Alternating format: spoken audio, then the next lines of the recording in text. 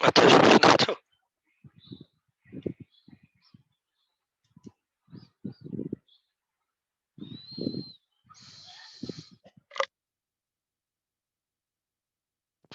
সবাই শুনতে পাচ্ছ? জি স্যার, শোনা যাচ্ছে। আচ্ছা, ঠিক আছে। আমরা শুরু করি। আমাদের গত ক্লাসে আমরা পেজিং নিয়ে কি বলে যে পেজ রিপ্লেসমেন্ট অ্যালগরিদম নিয়ে কথা বলেছিলাম। তো আমাদের আগের স্লাইডে একটা টপিক আমরা বাদ দিয়ে চলে গেছিলাম, ওটা আমরা একটু দেখে নিই, তারপর আমরা এই চ্যাপ্টারটা শেষ করে দিব। দেখো, আমাদের পেজিং যখন আমরা পড়ছিলাম, বলতো পেজ টেবিলের কাজ কি? কেউ একজন বলতো পেজ টেবিলটা কেন লাগে? মনে আছে কি? দেখতে বলতো পেজ টেবিলটা কেন লাগে? একটা প্রসেসের ডাটা রিট্রিভ করার জন্য পেজ টেবিলটা কি কাজে লাগে বলতো? এই যে এই পেজ টেবিলটা হার্ড ডিস্ক থেকে র‍্যামে লোড করার জন্য এটার অ্যাড্রেস গুলো স্যার ম্যাপিং এর মতো কাজ করে। হ্যাঁ, মানে হার্ড ডিস্ক থেকে, যেমন ধরো সে এটা হচ্ছে আমাদের হার্ড ডিস্ক, হ্যাঁ, ভার্চুয়াল মেমোরি। তাহলে এই ডিস্কের, হার্ড ডিস্কের এই পোর্শনটাতে ধরো এই যে আমাদের ভার্চুয়াল মেমোরি আছে।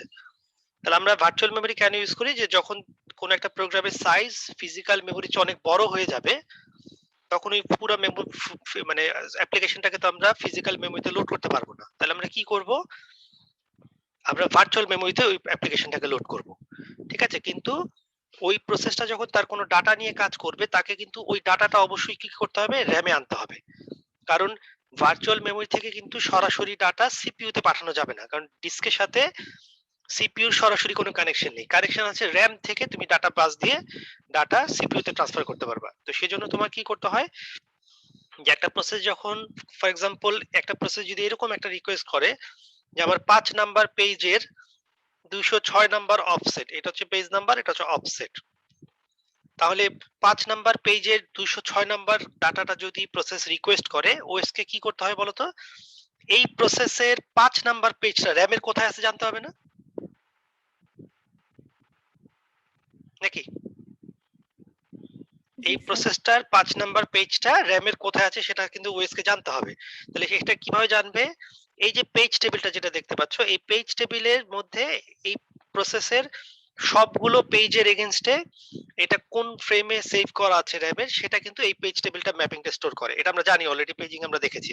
তাহলে এখানে যদি আমি এরকম চিন্তা করি যে এই পেজ টেবিলে এরকম ধরো এন্ট্রি আছে, তাহলে এটা ধরো হচ্ছে 5 নাম্বার, এটা হচ্ছে 5 নাম্বার ঘর।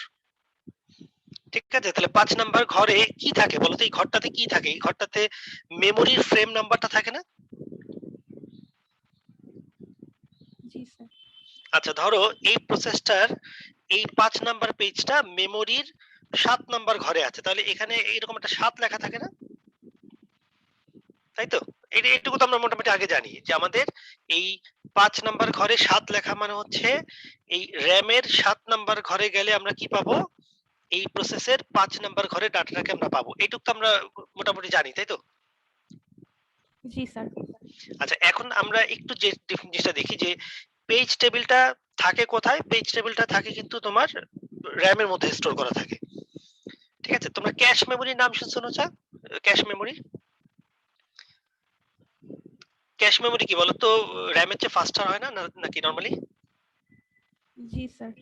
আচ্ছা, তো ক্যাশ মেমোরি কোথায় থাকে? ক্যাশ মেমোরি থাকে হচ্ছে তোমার আইদার সিপিইউর ভিতরে। তোমরা ওই যে দেখবে যে নাম শুনে থাকবে যে লেভেল 1 ক্যাশ, লেভেল 2 ক্যাশ, এরকম নাম থাকে। Level 1, level 2, level 3 cash. এই ক্যাশগুলো সাধারণত সিপিইউর ভিতরে থাকে। আর এই ক্যাশটা সিপিইউর বাইরে থাকে। অনেক সময় লেভেল 4 ক্যাশও থাকতে পারে। সো কিছু কিছু ক্যাশ মেমোরি যেগুলো ফাস্টার মেমোরি, সেগুলো সিপিইউর সাথেই ইন্টিগ্রেটেড অবস্থায় থাকে। তো এই যে আমরা লেভেল 1, লেভেল 2 ক্যাশের কথা বললাম, এটা কিন্তু এটা ডাটা ট্রান্সমিশন স্পিড কিন্তু র‍্যামের চেয়েও ফাস্টার। ডিস্কের চেয়ে তো ফাস্ট বটেই, র‍্যামের চাইতেও ফাস্টার। তার মানে সুপার ফাস্ট মেমোরি, কিন্তু এক্সপেন্সিভও বটে। যার কারণে তুমি কিন্তু চাইলে লেভেল 1, লেভেল 2 ক্যাশ কিন্তু 1 গিগাবাইট 2 গিগাবাইট রাখতে পারবে না। দেখা যায় যে একটা কম্পিউটারে হয়তো মাত্র 12 মেগাবাইট লেভেল 1 ক্যাশ থাকে, 6 মেগাবাইট লেভেল 1 ক্যাশ। তার মানে এটা খুবই লিমিটেড মেমোরি, খুবই এক্সপেন্সিভ, সুপার ফাস্ট মেমোরি। তো এই যে দেখো, আমাদের এই যে লেভেল 1, লেভেল 2, লেভেল 3 ক্যাশ বললাম, এই ক্যাশগুলোর ভিতরে অপারেটিং সিস্টেম যেটা করে, একটা সেপারেট এরিয়া আছে যেটাকে আমরা দেখো যে টিএলবি, ট্রান্সলেশন লুক অ্যাসাইড বাফার। এই টিএলবি মানে হচ্ছে, এই যে দেখো, এই টিএলবি আরেকটা নাম হলো তোমার হচ্ছে, আমি এখানে লিখি, ট্রান্সলেশন লুক অ্যাসাইড বাফার, ঠিক আছে, লুক অ্যাসাইড বাফার। এই ট্রান্সলেশন লুক অ্যাসাইড বাফার বা টিএলবি ব্যাপারটা কিরকম দেখো, এটা হচ্ছে খুবই ছোট একটা মেমোরি, ঠিক আছে। এই মেমোরিটাকে তুমি জাস্ট সিম্পল একটা ডাটাবেস টেবিলের মতো চিন্তা করতে পারো, ঠিক আছে। তাহলে দেখো এই টেবিলটার মধ্যে কি আছে, এই যে এগুলো হচ্ছে এক একটা রো। তাহলে এরকম এই টেবিলটার ভিতরে এই যে টিএলবির যে মেমোরিটার কথা বলছি, এটা যেহেতু আমরা একটা টেবিলের সাথে কম্পেয়ার করছি, এখানে তুমি সর্বোচ্চ রাখতে পারবা 64 থেকে 512টা পর্যন্ত তুমি ডাটা রাখতে পারবা। তার মানে একটা ছোট্ট টেবিল যার মধ্যে 64টা থেকে 512টা পর্যন্ত ম্যাক্সিমাম তোমার কি হতে পারে, এন্ট্রি থাকতে পারে। তাহলে এখন এই যে টেবিলটা, এই টেবিলটার মধ্যে দেখো দুইটা কলাম আছে। কলামটা কি দেখো, যে পেজ নাম্বার আর হচ্ছে কি দেখো তো ফ্রেম নাম্বার। আরো অনেক কলাম আছে, আমরা ওগুলা আপাতত দরকার নেই জানার। আমরা আপাতত ধরে নিচ্ছি যে আমাদের এই টেবিলে দেখো দুইটা কলাম আছে, পেজ নাম্বার আর ফ্রেম নাম্বার। আচ্ছা, এখন দেখো আমাদের ট্রান্সলেশন লুক অ্যাসাইড বাফার খুব ছোট একটা ক্যাশ মেমোরির ভিতরে একটা ছোট্ট টেবিল, যার ভিতরে 64 থেকে 512টা এন্ট্রি আছে। আচ্ছা, এবার দেখো আমরা একটু আবার এই ছবিটাতে ফেরত যাই। দেখো তো এই প্রসেসটা কোন পেজটা রিকোয়েস্ট করেছে, 5 নাম্বার পেজটা না নাকি? 5 নাম্বার পেজটা রিকোয়েস্ট করেছে না? 5 নাম্বার পেজে 206 নাম্বার অফসেট, ঠিক আছে কিনা দেখো তো। জি স্যার। আচ্ছা, একটু পরে আবার দেখো তো এরকম একটা রিকোয়েস্ট আসতে পারে কিনা, 5 নাম্বার পেজের 256 নাম্বার অফসেট, এরকম রিকোয়েস্ট আসতে পারে না? তাহলে দেখো তো পেজ নাম্বারটা বারবার 5ই থাকছে না, এই যে 5। তাহলে আমরা কি বলতে পারবো যে 5 নাম্বার পেজটা থেকে এই প্রসেসটা বারবার ডাটা চাইতেছে, 206, কখনো 256, কখনো 512। তার মানে বিভিন্ন অফসেটের ডাটা সে রিকোয়েস্ট করছে, কিন্তু পেজ নাম্বারটা কত বেশি ইউজ হচ্ছে, 5 নাম্বার পেজটা খুব বেশি ইউজ হচ্ছে। তাহলে এই 5 নাম্বার পেজটা কি বলতো ফ্রিকোয়েন্টলি ইউজ হচ্ছে না? এই প্রসেসের কিন্তু আরো অনেক পেজ আছে, 7, 8, 9, 10 এরকম হাজার হাজার পেজ থাকতে পারে, কিন্তু দেখা যাচ্ছে যে 5 নাম্বার পেজটা খুবই ফ্রিকোয়েন্টলি ইউজ হচ্ছে। তো বলতো 5 নাম্বার পেজটা র‍্যামের কোথায় আছে, ছবিটা দেখে বলো তো 5 নাম্বার পেজটা র‍্যামের কোথায় আছে। ছবিতে কিন্তু লেখা আছে, দেখো 5 নাম্বার পেজটা দেখো তো র‍্যামের কই আছে। এই দেখো এখানে এখানে মেনশন করা আছে যে 5 নাম্বার পেজটা র‍্যামের কোথায় আছে। ছবিটা থেকে বোঝা যাচ্ছে না? 5 নাম্বার পেজটা র‍্যামের কোথায় আছে বলো, এই ছবিটা দেখে বলো, দেখি কে বলতে পারো। 7 নম্বরে। 7 নাম্বার ফ্রেমে আছে, তো ছবিতে বলাই আছে যে 5 নাম্বার পেজটা র‍্যামের 7 নাম্বার ফ্রেমে আছে। তাহলে দেখো এই যে 5 নাম্বার পেজটা র‍্যামের 7 নাম্বার ফ্রেমে আছে, এইটা জানার জন্য ওএস কে কি করতে হবে বলতো, এই পেজ টেবিলটা খুলতে হবে না? তাই তো, এই পেজ টেবিলটা ওপেন করলে তো বুঝতে পারবে যে 5 নাম্বার পেজটা র‍্যামের 7 নাম্বার ঘরে আছে। আচ্ছা, এখন আমি যদি এরকম একটা কাজ করি, দেখো যে যেহেতু এই 5 নাম্বার পেজটা খুব বেশি বেশি ইউজ হচ্ছে, আমি টিএলবি তে দেখো তো এরকম লিখে রাখতে পারি কিনা যে পেজ নাম্বার প্রসেস, ধরো P1 প্রসেস, প্রসেস P1 এর 5 নাম্বার পেজ র‍্যামের 7 নাম্বার ঘরে আছে। দেখো তো এই এন্ট্রিটা আমি পেজ টেবিল থেকে কপি করে এই টিএলবি তে নিয়ে রেখে দিলাম। তাহলে এখন আমাকে বলো তো, তোমাকে যদি বলা হয় যে 5 নাম্বার পেজের 206 নাম্বার অফসেটে যে এই রিকোয়েস্টটা আসে, দেখো তো এই রিকোয়েস্টটা যেহেতু খুব ফ্রিকোয়েন্ট রিকোয়েস্ট, এই রিকোয়েস্টের ম্যাপিং ইনফরমেশনটা এখন টিএলবি তে আছে না? দেখো তো পেজ টেবিলে কিন্তু আছে, বাট টিএলবি তো আছে কিনা দেখো তো। প্রসেস P1 এর 5 নাম্বার পেজ র‍্যামের 7 নাম্বার ঘরে আছে, দেখো এই ম্যাপিংটা আমরা এখন টিএলবি তে নিয়ে স্টোর করে রেখে দিয়েছি। কেন? কারণ 5 নাম্বার পেজটা খুব ফ্রিকোয়েন্টলি ইউজ হচ্ছে।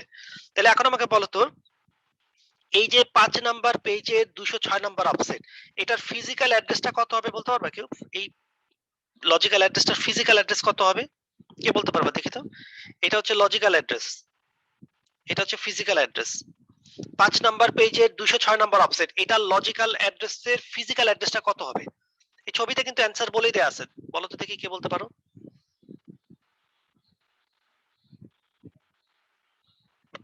কে বলতে পারবে না?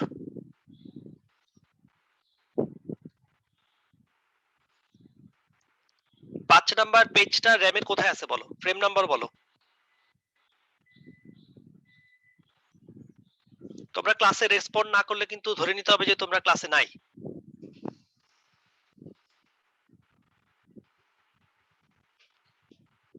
আচ্ছা একটু আমি জিজ্ঞেস করি কারা কারা আছো। সামিয়া আছো রোল 6? আচ্ছা রোল কলই করি দেখি কারা কারা আছো। Roll number 3 Atanu Saha. Sir এটা 7 নাম্বার হবে না স্যার? হ্যাঁ তো এটা বলতে হবে তো, না বললে তো আমি বুঝতে পারতেছি না যে তোমরা আসলে ধরতে পারছো কিনা। তাহলে এটার পেজ নাম্বারটা 5 আর তোমার এটা র‍্যামে আছে 7, তাহলে এখানে 7 বসবে না ফ্রেম নাম্বারটা? আর অফসেটটা কি হয়, অ্যাজ ইট ইজ কপি হয় না অফসেটটা? তাই তো, অফসেট তো অ্যাজ ইট ইজ কপি হয়ে যায় কারণ অফসেট। আচ্ছা আচ্ছা একটু রেসপন্ড না করলে তো বোঝা যাচ্ছে না যে তোমরা বুঝতে পারছো না। ক্লাসে তো চেহারা দেখলে বোঝা যায় যে বুঝতেছো কিনা, এখানে তো চেহারা দেখার কোনো অপশন নাই।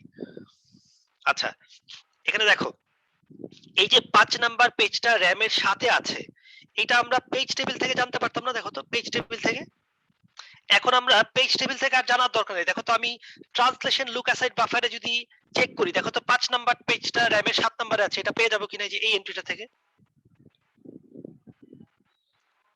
জি স্যার।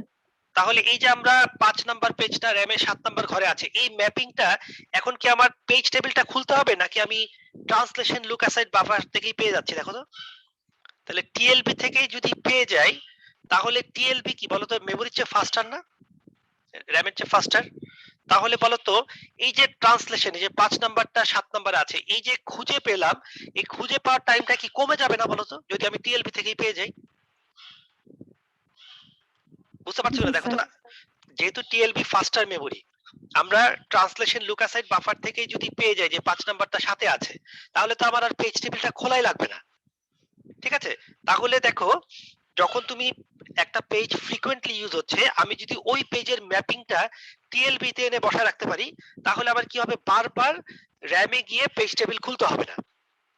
আচ্ছা এখন ধরো তোমার কাছে এরকম একটা রিকোয়েস্ট আসলো, এরকম একটা রিকোয়েস্ট আসলো, দেখো 6 নাম্বার পেজের 206 নাম্বার ডাটা। দেখো তো 6 নাম্বার পেজ, এই 6 কথাটা কি এই ক্যাশ মেমোরিতে আছে কিনা? দেখো তো 6 নাম্বার পেজটা কোন ফ্রেমে আছে, এটা কি ক্যাশ মেমোরিতে আছে কিনা দেখো তো টিএলবি তে? না স্যার। নাই। কেন নাই? তার মানে নিশ্চয়ই 6 নাম্বার পেজটা খুব ফ্রিকোয়েন্ট ইউজ হচ্ছে না, এই কারণে 6 নাম্বারের এন্ট্রিটা নাই। তাহলে দেখো অপারেটিং সিস্টেম কি করবে, প্রথমে এই পেজে এই যে পেজ নাম্বারটা এই যে 6, এই 6 নাম্বার পেজটা কোথায় খুঁজবে? আগে টিএলবি তে খুঁজবে না? জি স্যার। তা টিএলবি তে যদি পেয়ে যায়, বলো তো টিএলবি তে যদি পেয়ে যায়, এটাকে আমরা বলি হচ্ছে টিএলবি হিট। তার মানে আমার পেজ টেবিলে যাওয়ার কোনো প্রয়োজন নেই, টিএলবি থেকে আমি পেয়ে গেলাম। টিএলবি হিট হলে টিএলবি থেকেই ফ্রেম নাম্বারটা পেয়ে যাবো না? দেখো তো। জি স্যার। আচ্ছা যদি টিএলবি তে না থাকে, যেমন দেখো এখানে দেখো 6 নাম্বার পেজটা টিএলবি তে নাই, তাহলে টিএলবি তে না থাকলে আমরা কি করব? দেখো প্রথমে পেজ নাম্বার নিয়ে আমি ফার্স্টে সার্চ করব হচ্ছে টিএলবি তে। টিএলবি থেকে যদি পেয়ে যাই তাহলে ফ্রেম নাম্বার পেয়ে গেলাম আর অফসেট কপি হলো। তাহলে আমার কি আর এই পেজ টেবিল খুলতে হবে কিনা টিএলবি তে যদি হিট হয়? এই যে আমরা যদি এখানে লিখে রাখি টিএলবি যদি হিট হয়, তাহলে আমার পেজ টেবিল কি অ্যাক্সেস করা লাগবে কিনা? দরকার না আছে স্যার। কিনা? দরকারই নেই, তাই না? তার মানে আমার র‍্যামের পেজ টেবিলটা খুলতেই হবে না। আচ্ছা যদি টিএলবি তে ডাটা না পাওয়া যায় তখন কি বলবো আমরা? এটাকে বলবো টিএলবি মিস। তার মানে টিএলবি তে এই পেজের ফ্রেম নাম্বারটা পাওয়া যাচ্ছে না, তখন ওএস কি করবে বলতো? এই পেজ টেবিলটা খুলবে না নাকি? জি স্যার। আচ্ছা ধরো এই পেজ টেবিলের এই যে 6 নাম্বার ঘরে গেলাম, 6 নাম্বার ঘরে দেখা গেল লেখা আছে 8, তখন কি করব? এই 8 আমি কোথা থেকে পেয়ে যাবো বলতো? এই পেজ ফ্রেম নাম্বারটা আমি পেয়ে যাব পেজ টেবিল থেকে না? জি স্যার। আচ্ছা তাহলে এইটুকু যদি আমরা বুঝি, দেখো আমরা তাহলে সিকোয়েন্সটা যদি আরেকবার একটু চিন্তা করি। তোমার কাছে একটা রিকোয়েস্ট আসলো এরকম, কোথায় গেল? এই যে তোমার কাছে একটা রিকোয়েস্ট আসলো, এই যে পি আর টি। ওএস কি করবে? এই পি নিয়ে প্রথমে কই যাবে? এই দেখো এই যে পি নিয়ে প্রথমে টিএলবি তে যাবে। তাহলে টিএলবি তে যদি সে এরকম পেয়ে যায় যে 5 নাম্বার পেজ, তাহলে সেই ম্যাপিংটা টিএলবি থেকেই পেয়ে যাবে, এই যে টিএলবি থেকে পেয়ে যাবে টিএলবি হিট। আর যদি এখানে না পাওয়া যায় তাহলে আমরা কই যাব? আমরা যাব হচ্ছে টিএলবি মিস হলে আমরা যাব হচ্ছে পেজ টেবিলে। আচ্ছা দেখো তো এখানে দেখো এরকম একটা ডাটা আছে 5/206, এটা তো টিএলবি তে পাওয়া যাবে তাই না? জি স্যার। আচ্ছা দেখো তো এটা এটা পাওয়া যাবে কিনা 6/206, এটা টিএলবি তে আছে কিনা? টিএলবি মিস হবে না এটা? জি স্যার, এটা মিস হবে। আচ্ছা আচ্ছা ফাইন, তাহলে আমি দেখো পেজ টেবিলে আসলাম, এই যে পেজ টেবিলে 6 নাম্বার ঘর, এই 6 নাম্বার ঘরেও কিছু নাই। তাহলে বলো তো 6 নাম্বার ঘরে যদি কিছু না থাকে তাহলে এটাকে আমরা কি বলি? এটাকে আমরা পেজ ফল্ট বলি না? জি তার স্যার। মানে তার মানে 6 নাম্বার পেজটা কি আসলে মেমোরিতে আছে?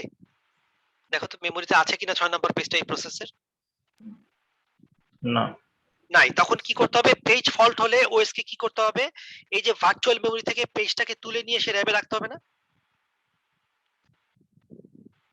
জি নাকি? স্যার। তাহলে যদি দেখো এখানে যদি পেজ ফল্ট হয় তার মানে এই জায়গায় যদি টিএলবি মিস হলে আমি এটা সার্চ করব, এখানেও যদি আমি খুঁজে না পাই, তার মানে এখানে যদি পেজ ফল্ট হয় তাহলে আমাকে কি করতে হবে বলতো? ভার্চুয়াল মেমোরিতে যেতে হবে না?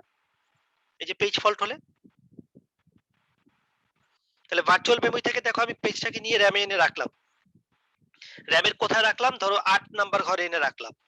তাহলে আমাকে কি করতে হবে বলতো? এই 8 নাম্বার ডাটাটা আবার এই ঘরে এসে এন্ট্রি দিতে হবে না? জি স্যার।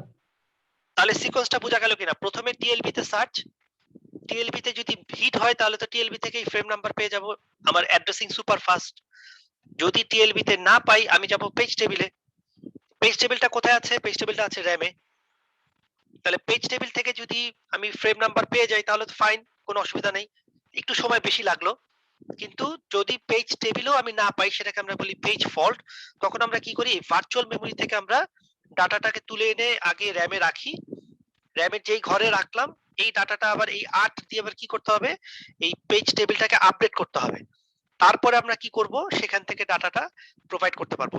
তাহলে এই যে আমরা অ্যাড্রেসিং করতেছি পেজিং দিয়ে, এখানে আমরা আসলে নতুন কি যোগ করছি বলতো? জাস্ট এই টিএলবি ক্যাশটা যোগ করছি না? তাহলে টিএলবি ক্যাশে যদি তোমার ডাটা পাওয়া যায় তাহলে তোমার কি হবে? ট্রান্সলেশনটা ডেফিনেটলি ফাস্টার হবে। দেখো টিএলবিটা একে তো ক্যাশ মেমোরিতে আছে, আরেকটা জিনিস খেয়াল করে দেখো, টিএলবি কে আমরা আরেকটা নামে ডাকি, সেটাকে আমরা বলেছি অ্যাসোসিয়েটিভ মেমোরি। অ্যাসোসিয়েটিভ মেমোরি মানে হচ্ছে ধরো এই টিএলবি তে তোমার ঘর আছে 64টা। ঠিক আছে? ধরো 0 থেকে শুরু করে যে 64টা ঘর আছে, কথার কথা বললাম। তাহলে এই প্রতিটা ঘরের সাথেই দেখো একটা করে বাস লাইন কানেক্টেড আছে প্রতিটা ঘরের সাথে। তো যখন তুমি এখানে ডাটা সার্চ করবা, প্রতিটা ঘরের সাথে যদি ডাটা বাস কানেকশন থাকে, ধরো তুমি সার্চ করতেছো হচ্ছে 5, যে 5 আছে কিনা, 5 এখানে আছে, দেখো 5 7। আচ্ছা আমাকে বলো তো যে এখানে যদি এই টেবিলে কয়টা ঘর আছে? 64টা ঘর আছে। তুমি এখানে 5 সার্চ করতেছো, যদি লিনিয়ার সার্চ করতে তাহলে তোমার কতগুলো সার্চ করা লাগতো ওয়ার্স্ট কেসে? 64টা ঘর আছে, তুমি 5 সার্চ করতেছো এই 64তে ঘরের ভিতরে, লিনিয়ার সার্চ করতেছো, তাহলে তোমার কতগুলো সার্চ করা লাগতো ওয়ার্স্ট কেস? 64টাই। 64টা, তার মানে n সংখ্যক অর্ডার n সার্চ করা লাগতো ওয়ার্স্ট কেসে। জি স্যার। যদি তোমার এন্ট্রিটা লাস্টে থাকে তাহলে ওয়ার্স্ট কেসে তোমাকে 64টা সার্চ করতে হবে। আচ্ছা খেয়াল করে দেখো তো, যদি প্রতিটা ঘরের সাথে একটা করে বাসের লাইন কানেকশন থাকে, তাহলে বলো তো এই 5 এই প্রতিটা ঘরে চলে যাবে না? প্রতিটা বাস লাইনই একবারে দিয়ে দেওয়া যাবে না? জি স্যার। তাহলে কি তোমাকে 64টা সার্চ করতে হবে নাকি তুমি প্রতিটা ঘর প্যারালালি সার্চ করতেছো? দেখো তো। জি স্যার। তাহলে প্যারালাল সার্চ করলে তোমার সার্চিং টাইম কত লাগবে? কমপ্লেক্সিটি অর্ডার 1 হবে না? জি স্যার, একবারেই হচ্ছে পেয়ে যাও। রাইট, তার মানে তোমার যেই ঘরেই ডাটা থাকুক না কেন, তুমি কিন্তু একটা সার্চেই তুমি কি করতে পারবা? ডাটা বের করে ফেলতে পারবা। তাহলে এই কারণে টিএলবি কিন্তু একে তো ক্যাশ মেমোরিতে, তার উপর আবার হচ্ছে অ্যাসোসিয়েটিভ মেমোরি, তার মানে প্রতিটা ঘরের সাথে আবার বাস কানেকশন আছে। সেজন্য তুমি প্যারালালি টিএলবি থেকে সার্চ করতে পারবা। কাজেই এই যে দেখো এখান থেকে এই যে 5 আছে কিনা, এই একটা পেজ নাম্বার নিয়ে 5 আছে কিনা এটা খোঁজার জন্য কিন্তু তোমাকে এই টিএলবি তে কিন্তু লিনিয়ার সার্চ করতে পারেন, তোমাকে কি হবে? প্যারালাল সার্চ হবে। তাহলে টিএলবি একে তো ক্যাশ মেমোরিতে আছে, ক্যাশ মেমোরি এমনি ফাস্টার, তার উপর আবার তোমার অ্যাসোসিয়েটিভ মেমোরি, মানে প্রতিটা ঘরের সাথে দেখো এই যে প্রতিটা ঘরের সাথে ডাটা বাস কানেকশন, তাহলে এটা তোমার সার্চিং টাইম লাগবে হচ্ছে মাত্র অর্ডার 1। তাহলে আমাকে বলো তো এই টিএলবি তে তোমার ধরো এখন এই মুহূর্তে এন্ট্রি আছে 64টা, আমি কি চাইলেই 128টা এন্ট্রি করতে পারবো কিনা টিএলবি তে? জি স্যার, প্যারালালি যদি করতে চাই। না, টিএলবি তে আমার ক্যাপাসিটি আছে এই মুহূর্তে 64টা, তার মানে এই যে টিএলবি যেটা দেখতে পাচ্ছ এখানে ঘর আছে 64টা, আমি কি চাইলেই 64টা থেকে 128টা ঘর করতে পারবো কিনা? মানে টেবিলে আমরা যেমন এন্ট্রি বাড়াই না, যে 64টা রো ছিল এখন 128টা রো রাখবো, এটা পারবো কিনা করতে? তুমি যদি 64 থেকে 128টা করতে চাও, তার মানে যদি এখানে একটা ঘরও বাড়াতে চাও, তাহলে তোমাকে এই ফিজিক্যাল বাস কানেকশন দিতে হবে না? তাহলে ফিজিক্যাল বাস কানেকশন তুমি কি দিবা? তুমি কি সিপিইউ খুলে তার মধ্যে একটা ফিজিক্যাল বাস কানেকশন ওয়্যার কানেক্ট করবা? এটা তো পসিবল না। তার মানে যেহেতু তোমার প্যারালাল সার্চ হচ্ছে, এই টিএলবির সাইজটা কিন্তু ফিক্সড। এটা কিন্তু চাইলে তুমি কি করতে পারবা না। ইচ্ছা হলো আমি ক্যাশ মেমোরির ভিতরে 64টা জায়গায় 128টা এন্ট্রি বাড়ায় দিলাম। তোমার সিপিইউ ডিজাইন করার সময় কিন্তু তোমার কি হচ্ছে, এই ডিজাইনটাই কিন্তু তোমার এন্ট্রিটা কিন্তু ফিক্সড হয়ে যাচ্ছে। বুঝতে পারলা কিনা? তাহলে এই জন্য যেহেতু তোমার বাস কানেকশন আছে, চাইলেই কিন্তু তুমি বলতে পারবা না যে টিএলবির সাইজ আমরা এক কাজ করি, টিএলবির সাইজ আমি 100 মেগাবাইট করে ফেলি। পসিবল না। 100 মেগাবাইট করলে 100 মেগাবাইটের যে যতগুলো ঘর আছে, প্রতিটা ঘরে তোমার কি করতে হবে, বাস কানেকশন দিতে হবে। তাহলে সিপিইউর সাইজ বড় হয়ে যাবে না? স্যার স্যার এখানে যে আমরা 464 এভাবে বলি, কোনটা? ওই যে বলি যে 4 জিবি র্যাম 64 বিট এই জন্য বলি। না, এটা তো তোমার র‍্যাম না, এটা তো ক্যাশ মেমোরি। র‍্যাম তো তোমার 4 জিবি 64 জিবি সেটা আলাদা আছে। এই যে এটা হচ্ছে তোমার র‍্যাম, এটা হচ্ছে র‍্যাম। কিন্তু এটা আমরা আলোচনা করতেছি হচ্ছে সিপিইউর ভিতরে তোমার এই যে ইন্টারনাল সিপিইউর ভিতরে যে ক্যাশ মেমোরি, এটা আমরা কি আলোচনা করছি, এই টিএলবিটা কোথায় আছে? টিএলবিটা আছে হচ্ছে তোমার এই যে সিপিইউ, এই সিপিইউর ভিতরে হচ্ছে এটা হচ্ছে লেভেল 1 ক্যাশ। এই ক্যাশ মেমোরির ভিতরে হচ্ছে তোমার টিএলবি, এইখানে হচ্ছে টিএলবি। তাহলে এই টিএলবি তে তুমি যদি এন্ট্রি বাড়াতে চাও, তাহলে তোমার চাইলেই কিন্তু তুমি এন্ট্রি বাড়াতে পারবে না, কারণ একে তো cache memory super fast, super expensive এবং জায়গা সিপিইউর ভিতরে আছে। তার মানে তুমি কিন্তু এই স্পেস বাড়ালে কিন্তু তোমার সিপিইউ সাইজও কি হয়ে যাবে, বড় হয়ে যাবে না? জি স্যার। বুঝতে পারছো কিনা? অন্যরা কি ধরতে পারছো যে আমরা যে আলোচনাটুকু করলাম এই পর্যন্ত? জি স্যার। তাহলে প্রথমে টিএলবি সার্চ, টিএলবি তে হিট হলে ফাইন, আর টিএলবি তে যদি মিস হয় দেন পেজ টেবিল। আর পেজ টেবিলেও যদি মিস হয় তাহলে কি হবে, মানে পেজ টেবিলে যদি পেজ ফল্ট হয় তাহলে কি করতে হবে? ভার্চুয়াল মেমোরিতে স্যার। রাইট, ভার্চুয়াল মেমোরিতে যাব, ভার্চুয়াল মেমোরি থেকে ডাটা এনে র‍্যামে রাখবো, তারপরে সেই ডাটা এনে আপডেট করব হচ্ছে ক্যাশ মেমোরিতে। তাহলে এরকম তোমাকে যদি বলি যে টিএলবি সহ ফুল সিকোয়েন্সটা এক্সপ্লেইন করো, নিজের ভাষায় এক্সপ্লেইন করতে পারবে না যতটুকু আমরা আলোচনা করলাম? জি স্যার। আচ্ছা ঠিক আছে, তাহলে মেমোরি নিয়ে আমাদের যে আলোচনা এগুলো আমরা আজকে শেষ করে দিচ্ছি, এগুলো আমরা আর পড়বো না, এগুলো আমাদের টপিক শেষ। আমরা নতুন টপিকে চলে যাচ্ছি, সেটা হচ্ছে তোমার এখানে থাকার কথা দেখি, থ্রেডস। নতুন একটা টপিক, এটা আমাদের বেশি সময় লাগবে না, 2টা ক্লাস লাগবে, আমরা তাড়াতাড়ি শেষ করে ফেলবো। আচ্ছা দেখো, থ্রেড কি জিনিস? থ্রেড অলরেডি তোমরা ল্যাবে ইমপ্লিমেন্ট করে ফেলেছো, থ্রেড কি জিনিস। তাহলে থ্রেড বোঝার জন্য আমরা ছোট্ট জিনিস একটা একটু বুঝে আসি, সেটা হচ্ছে আমরা এইরকম ধরো সিপিইউর কথা আলোচনা করি, এটা হচ্ছে আমাদের সিঙ্গেল সিপিইউ, একটা সিপিইউ, ঠিক আছে, একটা মাত্র সিপিইউ আছে। আচ্ছা, তো আগেরকার যে সিপিইউ গুলো ছিল এগুলো সাধারণত একটা সিপিইউর ভিতরে তোমার কি থাকতো বলো তো? যে arithmetic logic unit, floating point unit, এগুলো তোমরা পড়ছো না মাইক্রোপ্রসেসরে? এএলইউ থাকে, এফপিইউ থাকে, তোমরা তো মাইক্রোপ্রসেসর পড়ে চলে আসছো নাকি? জি স্যার। তাহলে তোমরা জানো যে অলরেডি কিন্তু এগুলো ডিজাইনও তোমরা করছো, বোধহয় সিমুলেশনও করছো, যে এএলইউ থাকে, ম্যাথমেটিক্যাল ইউনিট থাকে, এফপিইউ থাকে, ফ্লোটিং পয়েন্ট ইউনিট, আরো অনেক ইউনিট থাকে, কন্ট্রোল ইউনিট থাকে। তাহলে নরমাল যদি সিপিইউ তোমার একটাই হয় এবং তোমার যদি এর ভিতরে কোনো কোরের কনসেপ্ট না থাকে, তাহলে যেটা হয় এর পুরোটার জন্য এএলইউ, এফপিইউ এগুলো একটাই থাকবে, তাই তো? এখন আমরা যে কম্পিউটার গুলো দেখতে পাচ্ছি বা প্রসেসর গুলো, এগুলো আমাদের কি বলে বলো তো? এরকম বলে না 4 কোর, 8 কোর, 10 কোর, এরকম বলে না? এই কি কোর কি জিনিস মনে কি বলতে পারবে? কোর কি জিনিস? এগুলা কি মানে আলাদা আলাদা সিপিইউ এক একটা? মানে তোমার মাদারবোর্ডের মধ্যে কি 8 কোর মানে কি 8টা আলাদা আলাদা সিপিইউ আছে নাকি, কি বলতে পারবা? স্যার, কোর মানে কি মাইক্রো কন্ট্রোলার বোঝানো হয়? না, তোমার ধরো এরকম যদি বলি আমি, সে কথার কথা, এই হলো তোমার মাদারবোর্ড। তাহলে মাদারবোর্ডে যদি এই যে এটা ধরো সিপিইউ 1, এটা ধরো সিপিইউ 2, এটা সিপিইউ 3, তার মানে তোমার এই যে তিনটা আলাদা সেপারেট সিপিইউ আছে, এগুলাকে আমরা বলি প্যারালাল প্রসেসর।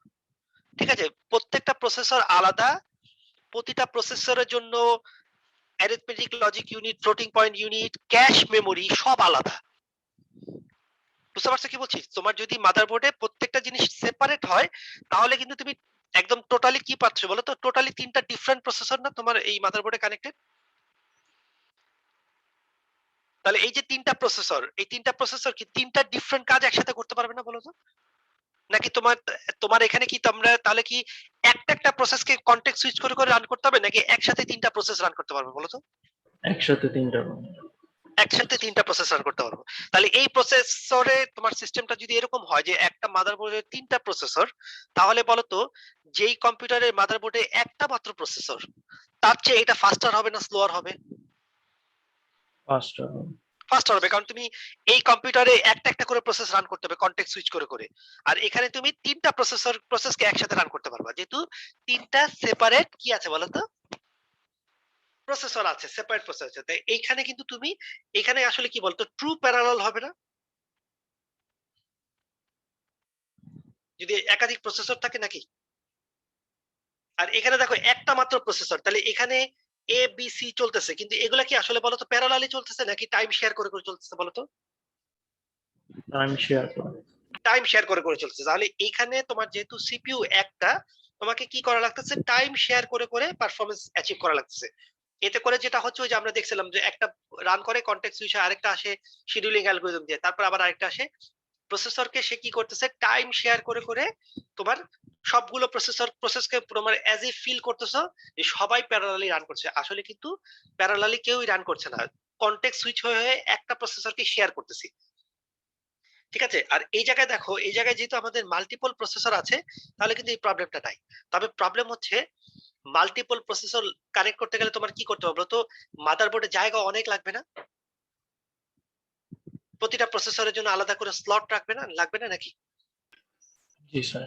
তোমাদের বাসায় বেশিরভাগেরই কি ডেস্কটপ কম্পিউটার নাকি বেশিরভাগই বোধহয় ল্যাপটপ ইউজ করো, তাই না? তোমরা ল্যাপটপ কখনো খুলেও দেখো না ল্যাপটপের ভিতরে কি আছে। ডেস্কটপ কম্পিউটার কার কার বাসায় আছে? দুই একজন আওয়াজ করো তো। স্যার আমার বাসায় আছে। আচ্ছা ফাইন। নিজেরা কি ডেস্কটপ কম্পিউটারটা খুলে দেখছো ভিতরে কি আছে? মাদারবোর্ড আছে, র‍্যাম আছে, প্রসেসর জি আছে, স্যার। দেখছো? জি স্যার, আমি আর কি ওই যে একদিন কাস্টমাইজ করে ডেস্কটপ পুরো অর্গানাইজ করছিলাম, ভিতরে একদম Fine. সব খুলে খুলে। তার মানে সব খুলে ফাইন ফাইন। তাহলে তোমরা অলরেডি জানো যে যেমন রোল টুর বাসার আরো একজন বললা যে আছে, তাহলে ডেস্কটপ কম্পিউটারে কি হয় বলতো আমি চাইলেই দেখতে পারি না যে আমার প্রসেসরটা কোথায় আছে, কিন্তু সবাই খেয়াল করে দেখছো যে প্রসেসরের ঘর একটাই আছে, দুইটা কোনো ঘর নাই, আছে না তাই না? তোমার মাদারবোর্ডে কিন্তু একটাই স্লট আছে প্রসেসর বসানোর। জি স্যার। তাহলে একটা প্রসেসর যদি আমরা বসানো থাকে, যেহেতু আমাদের জায়গার ক্রাইসিস, আমি তো চাইলে একটা বড় একটা রুমের মধ্যে একটা বিশাল মানে কি বলি র‍্যাক লাগে একটা বিশাল প্রসেস কম্পিউটার বানাতে পারছি না, আমাদের তো জায়গা কম, পার্সোনাল কম্পিউটারটা এত বড় হওয়া যাবে না। তো সেই জন্য জায়গা যেহেতু কম, প্রসেসরের স্লটও আমার মাত্র একটা। তো এখন আমরা পারফরম্যান্স কিভাবে বাড়াবো? আমি তো চাইলেই 10টা প্রসেসর লাগাইতে পারছি না। তাহলে আমরা কি করব, একটা প্রসেসরের ভিতরে আমরা এখন কোরের কনসেপ্টে চলে যাই, যেহেতু আমি পারফরম্যান্স বাড়াইতে পারতেছি না মাল্টিপল প্রসেসর দিয়ে, ঠিক আছে আমরা একটা প্রসেসরের ভিতরে এখন আমরা মাল্টিপল কোরের কনসেপ্টে চলে যাই। তাহলে আমরা প্যারালাল প্রসেসরে থাকলাম না, আমরা একটা প্রসেসরের ভিতরেই এখন মাল্টিপল কোরের চিন্তা করতেছি। ডিজাইন যেহেতু আমাদের লিমিটেশন আছে, জায়গার লিমিটেশন আছে, আমরা চাইলেই 10টা প্রসেসর লাগাতে পারছি না একটা মাদারবোর্ডে।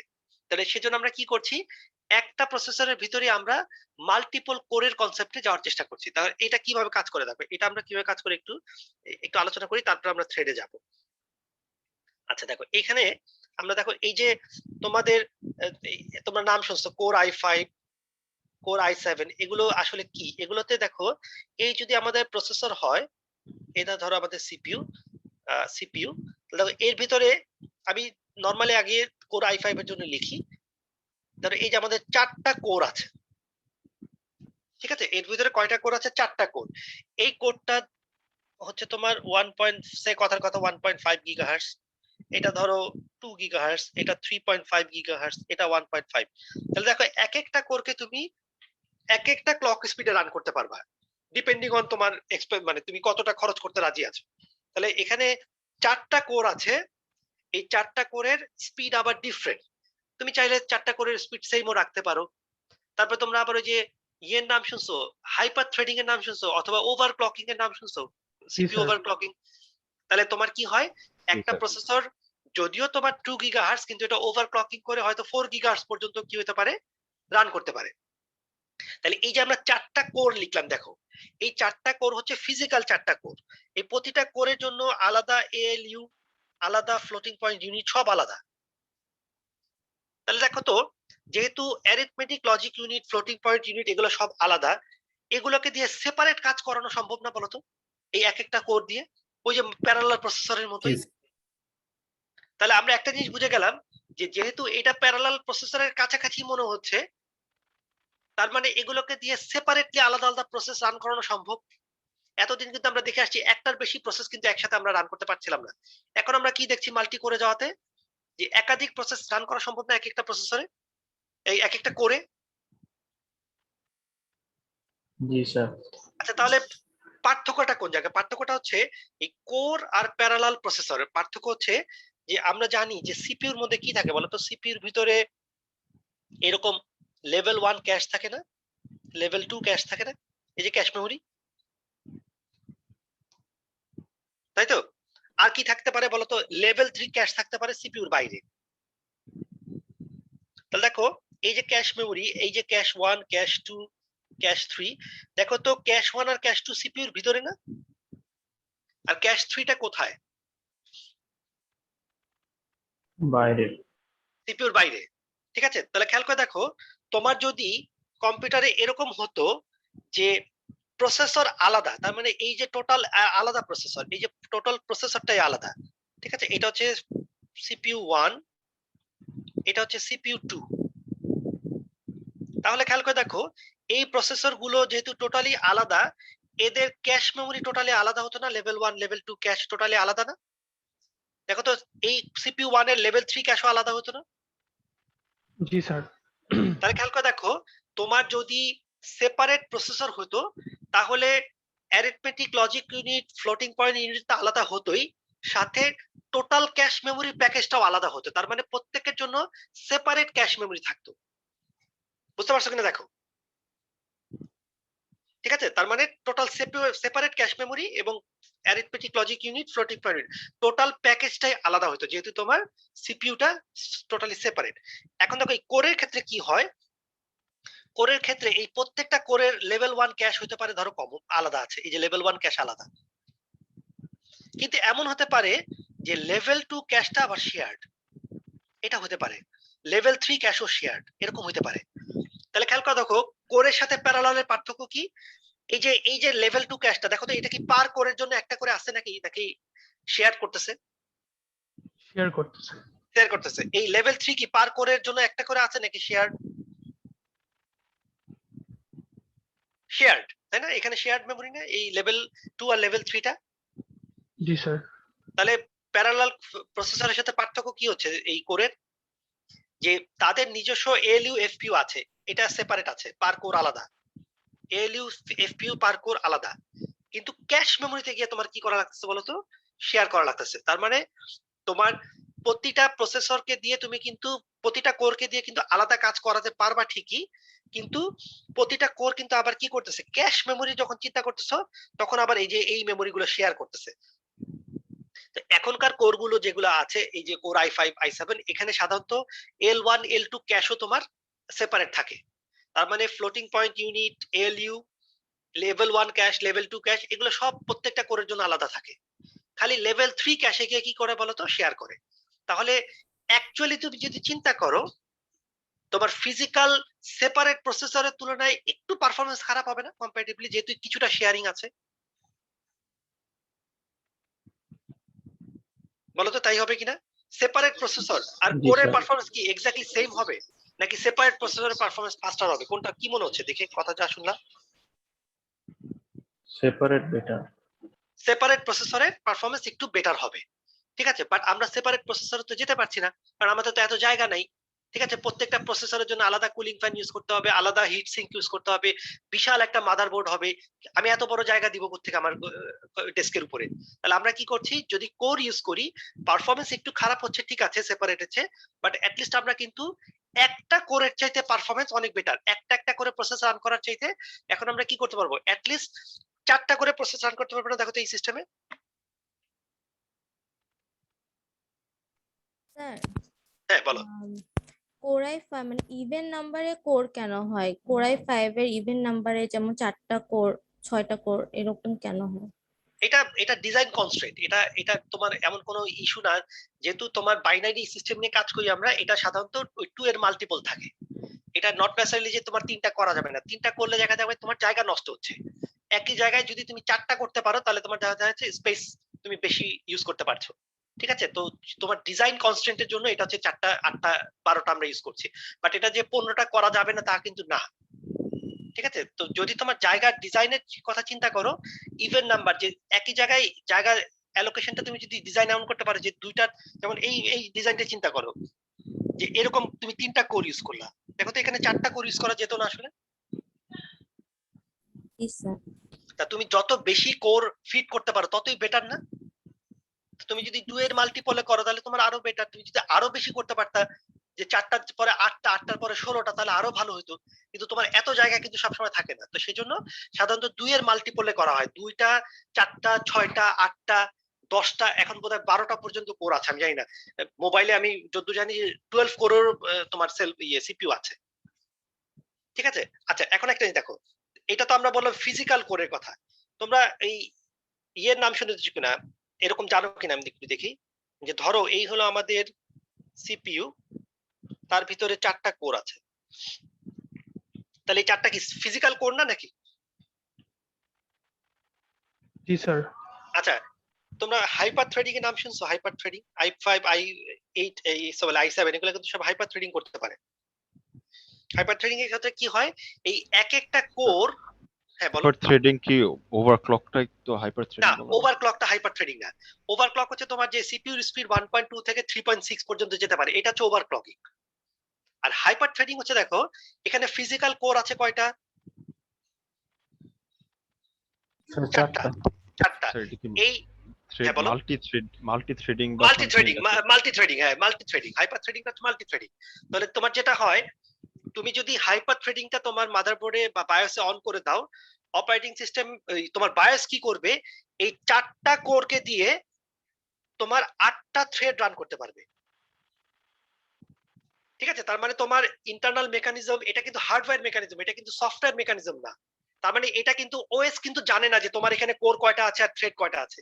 তোমার মাদারবোর্ডই কি করবে, ওএস কে বলবে যে আমার কোর আছে 4টা, এটা আর বলবেই না।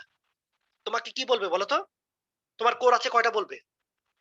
হাইপার থ্রেডিং এর কারণে অপারেটিং সিস্টেমকে জানানো 8টা হবে বলবে। 8টা থ্রেড আছে বা 8টা কোর আছে। তার মানে ওএস কিন্তু জানবে তোমার এখানে 8টা অ্যাপ্লিকেশনকে একসাথে প্যারালালি রান করা যাবে। কিন্তু তোমার ফিজিক্যাল কোর আছে কয়টা দেখো তো? 4টা। তাহলে তুমি যদি হাইপার থ্রেডিংটা বন্ধ করে দাও, তাহলে তোমার বায়োস কি জানাবে ওএস কে? তোমার কোর আছে কয়টা? 4টা। থ্রেডও কয়টা তাহলে হবে বলো তো? 4টা। 4টা। তাহলে একমাত্র হাইপার থ্রেডিং যদি তোমার সিস্টেমে থাকে, তাহলে তুমি যতগুলো কোর আছে, মানে এক একটা কোর আবার 2টা করে থ্রেডকে প্যারালালি রান করতে পারবে। তাহলে সেক্ষেত্রে তোমার হবে 8টা। আর যদি তুমি হাইপার থ্রেডিং বন্ধ করে দাও, তাহলে তোমার ফিজিক্যাল কোরও আছে 4টা, তুমি রানও করতে পারবা কয়টা প্রসেস বলো তো? 4টা। 4টার বেশি কি পারবা? যেমন তুমি যদি, তোমরা জানো কিনা জানি না, কোর i7 এ কোর কয়টা থাকে কেউ বলতে পারবা? এখনকার কোর i7 গুলোতে একদম 10th জেনারেশন, 11th জেনারেশন যে কোর i7 গুলোতে দেখবা, এগুলোতে তোমার থ্রেডই থাকে, মানে কোরই থাকে হচ্ছে 8টা। আমি ডিজাইনটা যেভাবে আঁকলাম এবার ঠিক হয়নি, মানে এটা আমার জায়গা আঁকা লাগতো হচ্ছে তোমার এই দুইটা করে আঁকা লাগতো। তাহলে 8টা যদি তোমার কোর থাকে, এই প্রতিটা কোর যদি আবার 2টা করে থ্রেড রান করতে পারে, তাহলে কয়টা থ্রেড রান করবে ম্যাক্সিমাম বলো তো? 16টা। স্যার 16। 16। তাহলে দেখো, এক একটা প্রসেসরের মধ্যে কোর যদি থাকে 8টা, কিন্তু সে কিন্তু প্র্যাকটিক্যালি হাইপার থ্রেডিং দিয়ে 16টা থ্রেড রান করতে পারে। এই যে আমাদের ডাটা সেন্টার আছে না, আমাদের ফ্লোরে ডাটা সেন্টার, এখানে আমাদের যে মাইক্রো প্রসেসর গুলো আছে, এগুলা কিন্তু তোমার এক একটা সার্ভারের ভিতরে 2টা করে সিপিইউ থাকে আলাদা। সিপিইউ থাকে 2টা আলাদা। তাহলে 2টা সিপিইউ, এই প্রতিটা সিপিইউ আবার তোমার 12টা করে কোর আছে প্রত্যেকটার মধ্যে। এটা তো 12টা কোর, এটা তো 12টা কোর। এই প্রতিটা কোর আবার 2টা করে থ্রেড রান করতে পারে। এই প্রতিটা কোর 2টা করে থ্রেড রান করতে পারে। তাহলে বলো তো এই কম্পিউটারটা একসাথে কতগুলো কাজ করতে পারবে কে বলতে পারবে? 2টা সেপারেট স্যার সিপিইউ 48। তার মানে এক একটা সিপিইউ 12টা কোর, প্রতিটা কোর আবার 2টা করে থ্রেড, তার মানে এক একটা সিপিইউ 24টা করে থ্রেড রান করতে পারে। তাহলে তোমার এই কম্পিউটারে টোটাল 48টা থ্রেড তুমি প্যারালালি রান করতে পারবা। আর তোমার বাসার কম্পিউটারে হয়তো তুমি রান করতে পারতেছো 8টা। তাহলে সার্ভার কম্পিউটারটা কি ডেফিনেটলি অনেক প্রসেসিং পাওয়ারটা অনেক ফাস্টার হবে না? পারফরম্যান্স অনেক বেশি অ্যাপ্লিকেশন একসাথে রান করতে পারবে। তো তুমি যদি মনে করো যে এক কাজ করি না, আমি একটা সার্ভার কিনে নিয়ে আসি বাসায়, হ্যাঁ সেটা তুমি করতে পারো, সার্ভার কিনে নিয়ে আসতে পারো, but it will be more expensive, তাই না? দেখা যাবে তুমি হয়তো 50,000 টাকা দিয়ে একটা ল্যাপটপ কিনতে পারতেছো, সেক্ষেত্রে তোমাকে 4 থেকে 5 লাখ টাকা খরচ করে একটা সার্ভার কিনতে হবে। তাহলে তোমার প্রসেসিং পাওয়ার তুমি যদি বেশি চাও, তাহলে তোমাকে বেশি কোর, বেশি সিপিইউ, বেশি থ্রেডে যেতে হবে, say that will be expensive. তাহলে এই যে আমরা কোর এবং থ্রেডের কথা শুনলাম, এখানে আমরা যে নতুন একটা টার্ম কিন্তু অলরেডি আমরা শুনে ফেলছি, থ্রেড। তাহলে এই থ্রেড কি জিনিস দেখো, এই থ্রেডটা আমরা আসলে এখন থ্রেড কি জিনিস এই চ্যাপ্টারটা আমরা এই থ্রেড জিনিসটা নিয়ে আলোচনা করব। তাহলে এখানে আমরা দেখো থ্রেড কি জিনিস, আমাদের টাইম খুব বেশি নেই, আমরা একটা সিম্পল কনসেপ্ট আলোচনা করে আজকে শেষ করে দিব। এই যে দেখো, এইটা হচ্ছে আমাদের, এই যে বাম পাশে দেখো, এটা হচ্ছে আমাদের একটা সিঙ্গেল থ্রেডেড অ্যাপ্লিকেশন। তার মানে তোমার এই যে কম্পিউটারে যে প্রসেসটা চলছে, আমাদের কম্পিউটারে কিন্তু আমাদের এরকম সেপারেট কোর আছে, এটা আমরা জানি, এটা মাল্টি কোর সিস্টেম, প্রতিটা আবার 2টা করে থ্রেড রান করতে পারে, এটা আমরা জানি, এটা আমাদের নলেজে আছে। এইটুকু ধরে নিয়ে আমরা এখন অ্যাপ্লিকেশনের পয়েন্ট অফ ভিউ থেকে থ্রেডটা একটু আলোচনা করব। তারপরে আমরা দেখব যে এই অ্যাপ্লিকেশন গুলোকে আবার কিভাবে আমরা হার্ডওয়্যারে ম্যাপ করব, এই জিনিসটা আমরা দেখব। তাহলে দেখো আমাদের কি বললাম, এই যে প্রসেসটা, প্রসেস P1, এটা হচ্ছে সিঙ্গেল থ্রেডেড অ্যাপ্লিকেশন। আচ্ছা, একটা জিনিস আমাকে বলো তো, তোমরা মাইক্রোসফট ওয়ার্ডে যখন কাজ করো, ঠিক আছে, মাইক্রোসফট ওয়ার্ডে ধরো কাজ করতেছো, এরকম কি খেয়াল করছো কিনা যে ধরো সে তোমার মাইক্রোসফট ওয়ার্ডে তোমরা এরকম 600 পেজের একটা ডকুমেন্ট নিয়ে কাজ করতেছো, ঠিক আছে, 600 পেজ। আচ্ছা বলো তো, যখন তুমি টাইপ করতেছো তখন বলো তো at a time parallelly spell check হয়ে যায় না? এটা কি খেয়াল করছো? নাকি টাইপ করা বন্ধ করার পরে স্পেল চেক হয়? তো বলতে পারবে? টাইপ করা বন্ধ করলে তো স্পেল চেক হয়।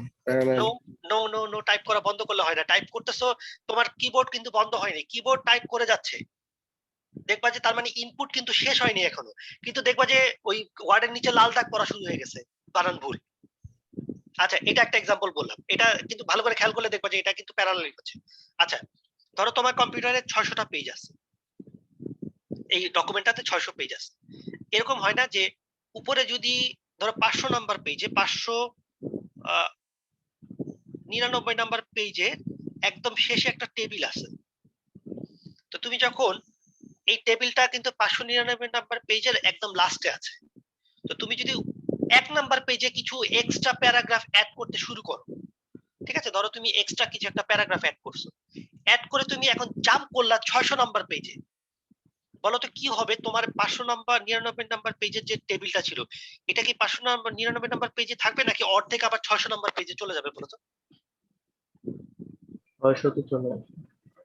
কারণ তুমি তো 1 নাম্বার পেজে কিছু টেবিল অ্যাড করছো, তাহলে এটা 600 নাম্বার পেজে চলে যাবে না? তাহলে এটা কি তোমার এরকম হয় যে তুমি টাইপ করা বন্ধ করেছো তারপরে 600 নাম্বার পেজে গেছে, নাকি টাইপ করার সাথে সাথে জাম্প করে গিয়ে দেখছো যে 600 নাম্বার পেজে তোমার টেবিল চলে গেছে বলো তো? ইনস্ট্যান্ট ইনস্ট্যান্ট হচ্ছে জিনিসটা। তার মানে অপারেটিং তোমার এই যে মাইক্রোসফট ওয়ার্ড, এটা কি বোঝা যাচ্ছে যে মাইক্রোসফট ওয়ার্ড কিন্তু একসাথে অনেকগুলো কাজ করতেছে? এটা কি বোঝা যাচ্ছে কিনা যে তুমি টাইপও তোমার নিচ্ছে, স্পেল চেকও হচ্ছে প্যারালালি, আবার তোমার টেবিল ফরম্যাটিং গুলো চলে যাচ্ছে ব্যাকগ্রাউন্ডে তোমার জাম্প করে? তাহলে মাইক্রোসফট ওয়ার্ডে কি তোমার একাধিক কাজ একসাথে করতেছে কিনা বলো তো? কি মনে হচ্ছে? এটা কি মানে কনসেপচুয়ালি বুঝতে পারতেছো যে মাইক্রোসফট ওয়ার্ড একের সাথে একাধিক কাজ করতে পারে? জি আচ্ছা, স্যার। গুগল ক্রোম কি একটা একটা করে কাজ করে? তোমার গুগল ক্রোম নাকি প্যারালালি কাজ করে বলো তো? তুমি যখন গুগল ক্রোমে ধরো সে ইউটিউব থেকে একটা ডাটা তুমি একটা ভিডিও রান করেছো, এটা কি তোমার একটা একটা করে তোমার ডাটা একবার নিজে মানে তোমার ডাটা ফেচ করে এনে তারপরে তোমার পুরো ডাটাটা ডিসপ্লে করতেছে, নাকি তুমি ডিসপ্লেও হচ্ছে প্যারালালি ব্যাকগ্রাউন্ডে নেটওয়ার্ক থেকে ডাটা আসতেছে? কি হয় বলো তো? প্যারালেলি হচ্ছে।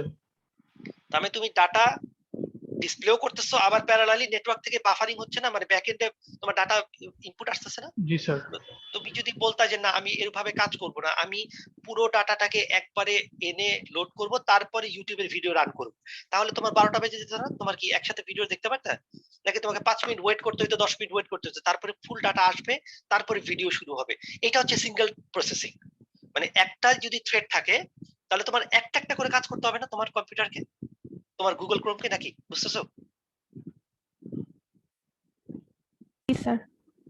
তাহলে তুমি যদি প্যারালালি কাজ করতে চাও, তার মানে তোমার কম্পিউটারের যে গুগল ক্রোম, এইটাই আবার দেখা যাচ্ছে যে একটা অ্যাপ্লিকেশন ব্যাক এন্ডে তোমার কি করতেছে বলতো, ডাটা ফেচ করে আনতেছে, একটা আবার তোমার ডিসপ্লে করতেছে, আবার তুমি যখন ফাস্ট ফরওয়ার্ড বাটনে ক্লিক করতেছো ওইটা আবার আরেকটা অ্যাপ্লিকেশনের পার্ট।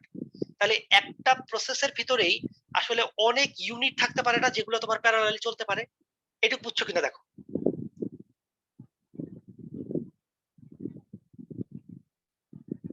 এইটুকু বেসিক কনসেপ্ট বোঝা গেল কিনা, যে একটা অ্যাপ্লিকেশন কি আবার চাইলে সেপারেট ইউনিটে ভাগ করা যায় যেগুলো প্যারালালি রান করতে পারে। এটুকু বুঝছো কিনা বল। আমাদের সময় নেই, আমরা আর পড়বো না আজকে, এখানে শেষ করে দিই। জি স্যার, বোঝা গেছে। আচ্ছা ঠিক আছে, তাহলে আমরা আজকে বেসিক্যালি কোরের কনসেপ্টটা বুঝলাম, থ্রেডের কনসেপ্টটা হার্ডওয়্যারের রেসপেক্টে বুঝলাম। এখন প্র্যাকটিক্যালি এই থ্রেডের চ্যাপ্টারটা আমরা আসলে এখনো শুরু করতে পারলাম না, আমরা আগামী ক্লাসে এটার কন্টিনিউশন করব। আমরা কোরের কনসেপ্টটা বুঝে ফেলছি, এটা আমাদের কাজে লাগবে, ঠিক আছে? আগামী ক্লাসে যখন আমরা থ্রেড নিয়ে কথা বলবো, তখন এই থ্রেড গুলোকে আমরা কিভাবে ফিজিক্যাল থ্রেডে ম্যাপ করব, কোরে ম্যাপ করব, এই জিনিসগুলো তখন আমাদের কাজে লাগবে, ঠিক আছে? আজকে আমরা আর নতুন কিছু পড়ছি না। এই পর্যন্ত মোটামুটি কনসেপ্ট বোঝা গেল কিনা যতটুকু পড়লাম? জি স্যার। আচ্ছা ঠিক আছে, তাহলে আজকে শেষ করছি। আগামী ক্লাসে আমরা হচ্ছে থ্রেডের কনসেপ্টটা শুরু করব। আমাদের 2টা ক্লাস লাগবে, এটা থ্রেড বেশ খুব বড় চ্যাপ্টার না, এটা শেষ হয়ে যাবে, ঠিক আছে? তাহলে আজকে শেষ করি।